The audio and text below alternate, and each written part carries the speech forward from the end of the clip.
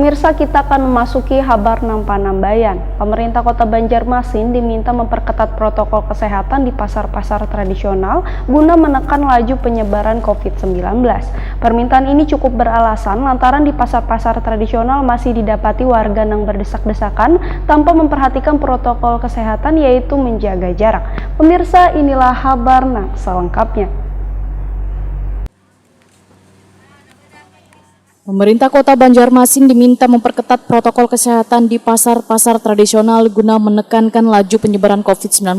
Permintaan ini cukup beralasan lantaran di pasar-pasar tradisional masih dipadati warga yang berdesak-desakan tanpa memperhatikan protokol kesehatan, yaitu menjaga jarak. Apalagi pemerintah kota kembali memperpanjang pembatasan kegiatan masyarakat skala mikro di Banjarmasin sesuai instruksi Menteri Dalam Negeri hingga akhir Mei 2021. Demikian dipadahkan Wakil Ketua DPRD Banjarmasin Muhammad Yamin lawan Prima TV jelang tengah hari Selasa 25 Mei 2021. Politisi Partai Gerindra ini pun menegaskan, jangan hanya di kafe atau restoran yang diperketat untuk menerapkan protokol kesehatan, tapi di pasar tradisional juga pun harus mendapat pemberlakuan yang sama. Lantaran terkadang ada sebagian pengunjung saling berdesakan, bahkan kadang menggunakan masker. Menurut Muhammad Yamin, walaupun sebagian pasar sudah tersedia wadah membasuh tangan wan tertera himbauan menjaga protokol kesehatan, bila kada dipatuhi oleh pengunjung maupun pedagang, maka perpanjangan PPKM kada ada artinya. Selain itu, Muhammad Yamin meminta perpanjangan PPKM ini kada menyulitkan warga wan menghambat perekonomian. Lantaran ini perekonomian warga mulai meningkat. Hanya aturan protokol kesehatannya yang harus benar-benar ditingkatkan supaya pencegahan penyebaran wabah COVID-19 ini bisa benar-benar sesuai yang diharapkan.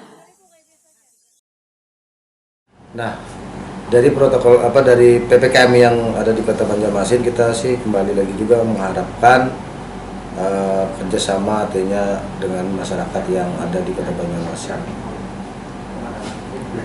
Kalau berkaitan dengan kayak kafe, rumah makan misalnya, termasuk juga diskotik lah.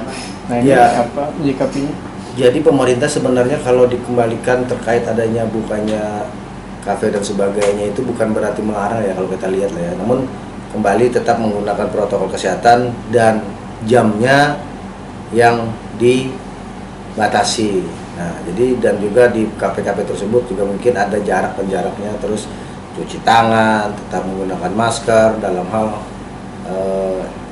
namun tidak ada terjadinya kerumunan dengan jarak sesuai dari kementerian itu bahwa jarak 1 meter. Jadi ya kita tidak kembali juga jangan adanya PPKM ini bisa menghambat jalan harusnya perekonomian di Kota Banjarmasin gitu. Karena kita sangat merasakan selama adanya pandemi Covid ini perekonomian di Kota Banjarmasin sangat drastis menurunnya.